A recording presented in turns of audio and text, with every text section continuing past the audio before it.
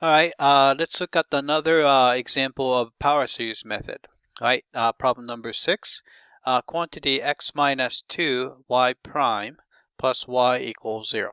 All right, so let's use the power series to solve this differential equation. All right, so plug in power series, we're going to get, so we have x minus 2. All right, y prime is going to be a summation. N goes from 1 to infinity, and n, Cn, x to the n minus 1, and then y is just a summation. N goes from 0 to infinity, Cn, x to the n. Right, so this is equal to 0. Right, so we got that. Alright, so let's distribute x minus 2 to it. You're going to get this. Alright, so since x times x to the n minus 1 would be just x to the n, we're going to get the summation. N goes from 1 to infinity, n Cn x to the n, right? Then you distribute the negative 2, so you have a negative 2 summation.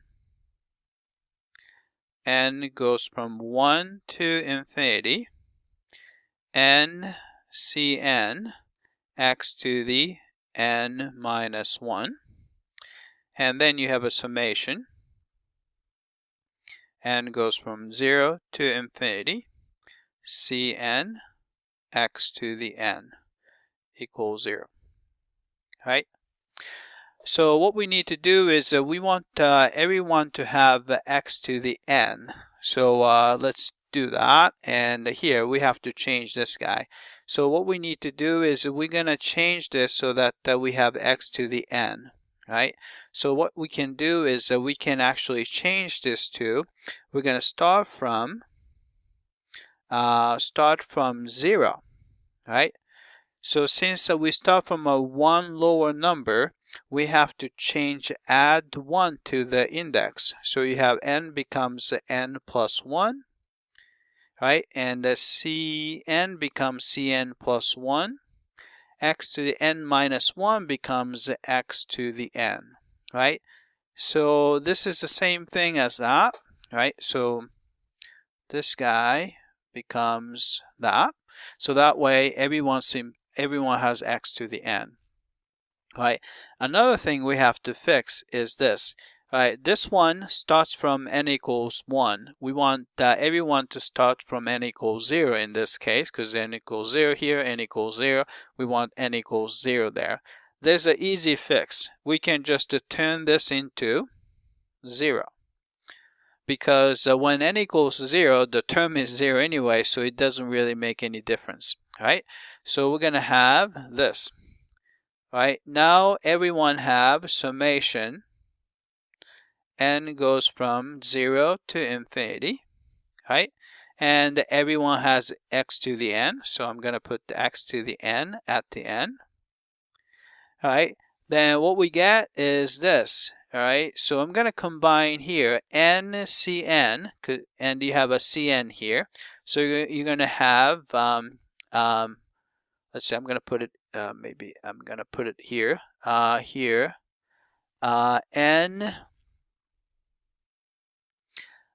plus 1 Cn, right? So that would take care of the first and the third term.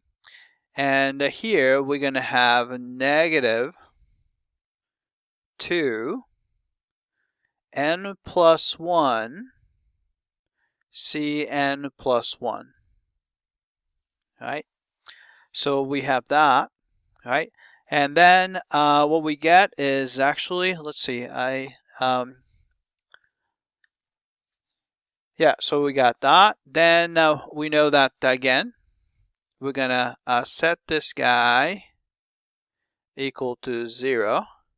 So what you get is, let's see, this is gonna give you, all right, so I'm gonna put Cn minus 1 on the other side. So you're gonna have a 2 n plus 1, so it's going to change the sign, Cn plus 1 is equal to n plus 1 Cn, right?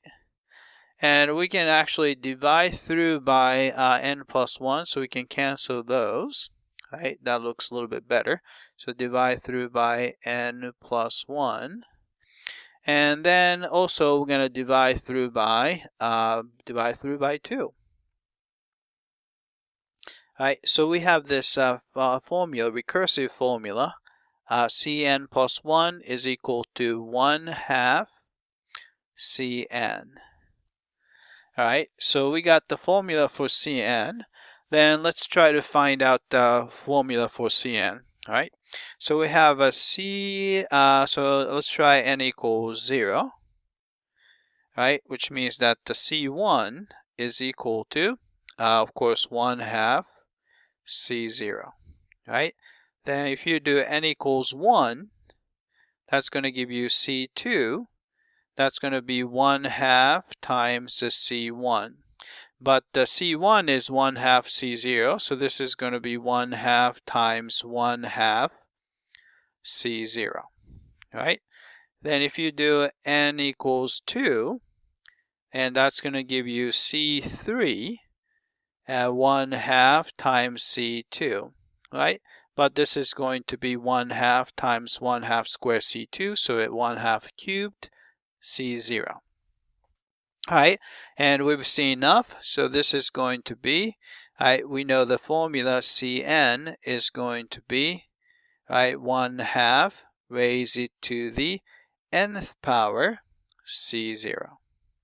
Alright, so since we have a formula for Cn, let's try to find the radius of convergence now. So radius of convergence R is going to be limit as n approaches infinity of absolute value of Cn, which is 1/2 to the n C0, divided by Cn plus 1, which is going to be 1/2 raised to the n plus 1 of C0. Right?